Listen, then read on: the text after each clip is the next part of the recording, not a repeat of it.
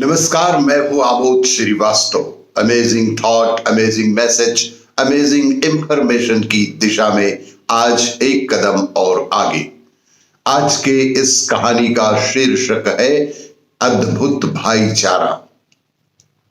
आपको ये मेरा वीडियो अच्छा लगे तो लाइक करें, शेयर करें और लाल बटन दबाकर सब्सक्राइब अवश्य करें। साथ ही बेल आइकन दबाना बिल्कुल ना भूलें। एक सज्जन रेलवे स्टेशन पर बैठे गाड़ी की प्रतीक्षा कर रहे थे। तभी जूते पॉलिश करने वाला एक लड़का आकर बोला, साहब बूट पॉलिश। मैंने कुछ ध्यान नहीं दिया। फिर उसने दोहराया कि साहब बूट पॉलिश। उसकी दयनीय सूरत देखकर उन्होंने अपने जूते आगे बढ़ा दिए। जूते आगे बढ़ाकर उन्होंने बोला कि लो, पर ठीक से चमकाना, अच्छी तरह से पॉलिश करना। लड़के ने जैसे ही अपना काम शुरू किया, परंतु अन्य पॉलिश वालों की तरह उसमें फुर्ती बिल्कुल नहीं दिख रही थी। लग रहा था कि वह अभी अभी काम करना प्रारंभ किया है। उसे काम के प्रति ज्यादा जानकारी नहीं है, ऐसा महसूस हो रहा था। वे बोले, कैसे ढीले ढीले काम करते हो, जल्दी जल्दी हाथ चलाओ। वह लड़का मौन रहा। इतने में एक दूसरा लड़का आया। उसने इस लड़के को तुरंत अलग कर दिया और स्वयं फटाफट काम में जुट गया। पहले वाला गूंगे की तरह एक ओर खड़ा रहा और दूसरे लड़के ने जूते को बेहद अच्छे ढंग से चमका दिए। अब मुश्किल इस बात की थी कि पैसे किसे देने हैं। इस पर गंभीर विचार चिंतन करते हुए उन्होंने जेब में हाथ तो डाला, लेकिन उन्हें लगा कि अब इन दोनों में पैसों को लेकर निश्चित रूप से झगड़ा या फिर मारपीट होने की पूरी संभावना है। फिर भी उन्होंने सोचा कि जिसने काम किया है, पैसे तो उसे ही मिलने चाहिए। जिसने काम किए हैं, दाम भी उसे ही मिलना चाहिए। इसलिए उन्होंने बाद में आने वाले लड़के को पैसे दे दिए। इसीलिए उन्होंने बाद में आकर जिसने जूते अच्छे से चमकाए, उसी बच्चे को पैसे उसके हाथ में दे दिए। अद्भुत भाईचारा। उसने पैसे ले तो लिए। अद्भुत भाईचारा देखिए, उसने पैसे ले तो लिए, परंतु पहले वाले लड़के की हथेली पर सारे पैसे रख दिए और बेहद प्रेम से उसकी पीठ थपथपाई और चल दिया। वह आदमी विस्मित नेत्रों से देखता रहा।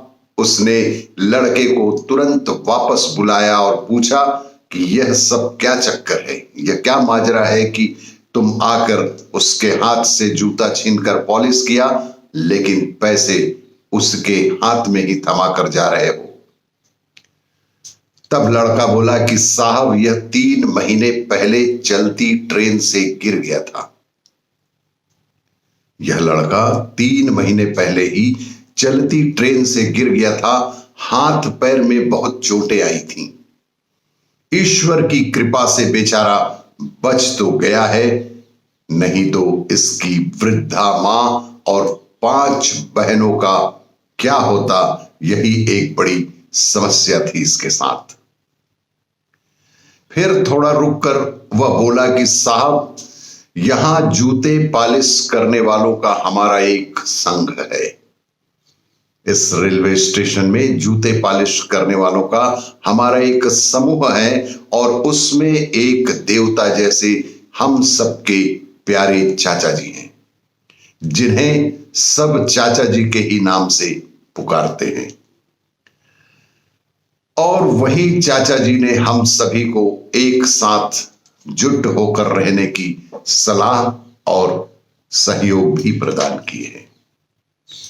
उन्होंने सुझाव रखा कि साथियों, अब यह पहले की तरह स्फूर्ति और शीघ्रता से काम नहीं कर सकता।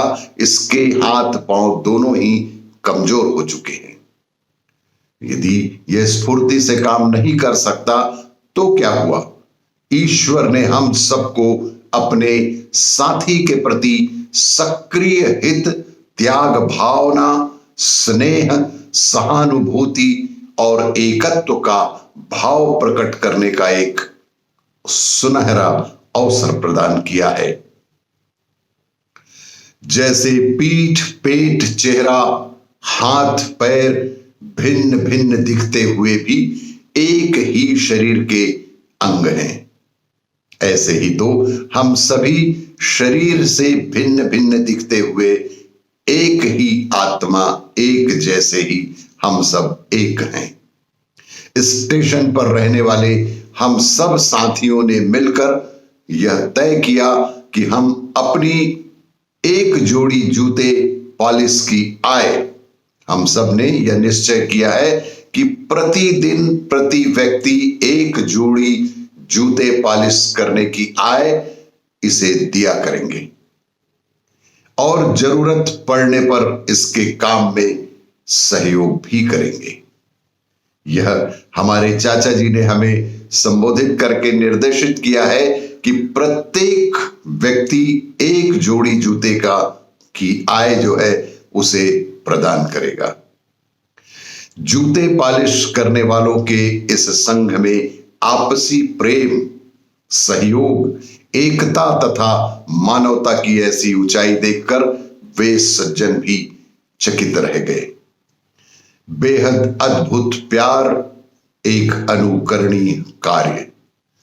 आपको ये मेरा वीडियो अच्छा लगे तो लाइक करें, शेयर करें और सब्सक्राइब अवश्य करें। धन्यवाद।